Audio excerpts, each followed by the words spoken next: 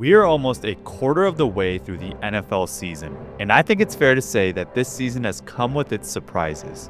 Quentin Johnston and Keenan Allen are leading the way for the Chargers receiving room, Ashton Jeanty has yet to break out, and we have a full-blown resurgence for Danny Dimes. Who? Oh, yeah, I meant Indiana Jones, baby. Anyways, if you guys enjoy the Indiana Jones franchise, then please like the video and subscribe. Now let me run away from this rolling boulder so we can lock in to Indianapolis Jones and the Temple of Dimes. Hand it off. Hand it off. I've got it. Or my name ain't Indianapolis Jones. Yes, it's time to run! This episode is a parody of the hit film franchise Indiana Jones, with Danny Dimes starring as Indianapolis Jones. Hidden in the background is an etching saying that Anthony Richardson was here. The opening scene with JT and Danny directly mimics the iconic opening of Raiders of the Lost Ark, with Danny replacing the idol with a bag of dimes. He then runs from the rolling boulder, which is a classic in the Indiana Jones films.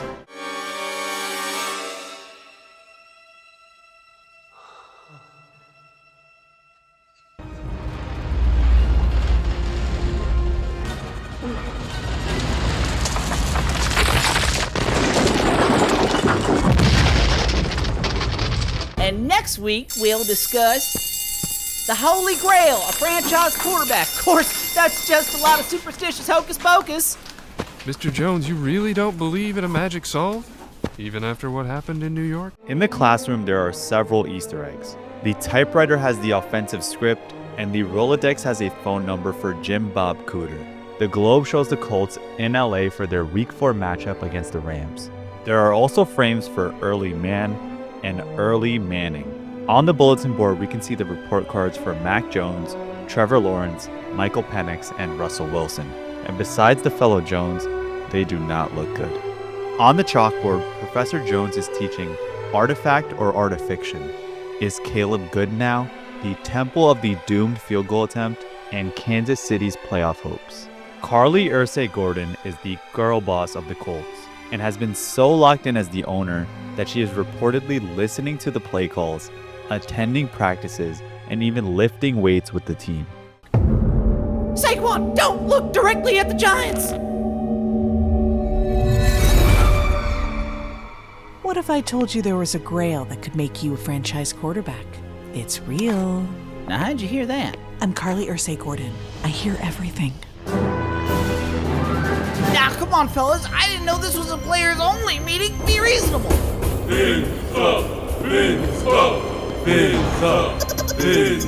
I guess let's just sneak on past whatever this is. I can use anything as a weapon. I'm even gonna finally figure out Cortland's soul. Nashville. They say they may have finally found the Holy Grail here. LOL. Hi guys, Andrew Luck here. I've been waiting for a successor for 6 years. That's over a quarter of my life. Think you can be a franchise You chose wisely.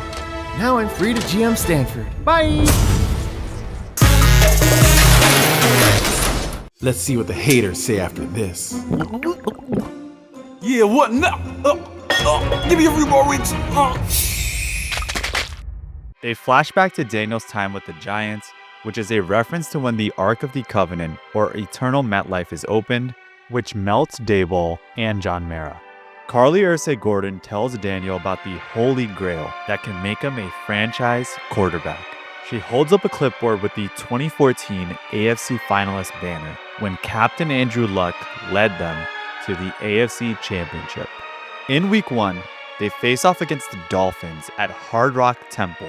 There are no running plays allowed near the fiery pit, and on the sides are the Ingold Mine and Wheel Route. Mike McDaniel is held captive in the cage, just like Mola Ram in Temple of Doom.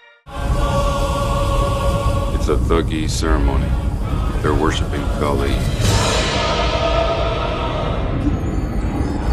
Have you ever seen anything like this before? Nobody's seen this for 100 years.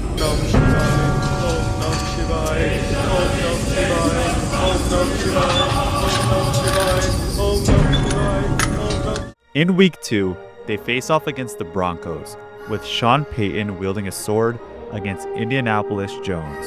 This is a reference to when Indiana Jones simply shoots his opponent instead of engaging in a long sword fight. The crowd noise piped in here is a callback to when Bill Belichick accused the Colts of pumping in fake crowd noise when the Patriots faced the Colts in 2007. Funny enough, Cam Bynum went on the Downs to Business podcast and accused the Rams of pumping in fake crowd noise ahead of their Week 4 matchup. With this crowd noise, Bill, how do you simulate the crowd noise when you're playing these guys? Well, I'll tell you, Peyton, the crowd noise there at Arrowhead wasn't as bad as it was when you guys piped in music at the RCA Dome. Okay. And then when the music skipped, and then when the crowd noise skipped, then that's how we knew we were pumping it in. Have you ever played in SoFi or no? Yeah, I've played in there a good amount of times, 3 or 4 times. Is that the best stadium in the league? Nah, it's not. And they play fake crowd noise because their crowd isn't that turned. The Rams, they have a good fan base, but they've moved around so much where it's not like true fans. It's more of like a celebrity show in there. Yeah, facts. It is. They do be doing that. That's like, all right, I know this is fake. They're playing fake crowd noise? That's so weak. Because on third downs, you see the crowd is sitting down, but somehow there's noise coming from somewhere. So we're just looking around last year. We're like, oh, that noise is coming from the speakers because this crowd nobody's turned up right now. In week 3, they face off against the Titans and are greeted by Captain Andrew Luck, who is the Grail Knight. Jones chooses wisely and drinks from the humble cup, freeing up Luck to be the general manager at Stanford. This leaves all the fancy cups for CJ Stroud, but he chose poorly because after he drinks them, he rapidly ages and decays into a skeleton. There is also a hidden note stating that the clock will run during altar kneel downs, and a sign for the Nick Cross of Coronado.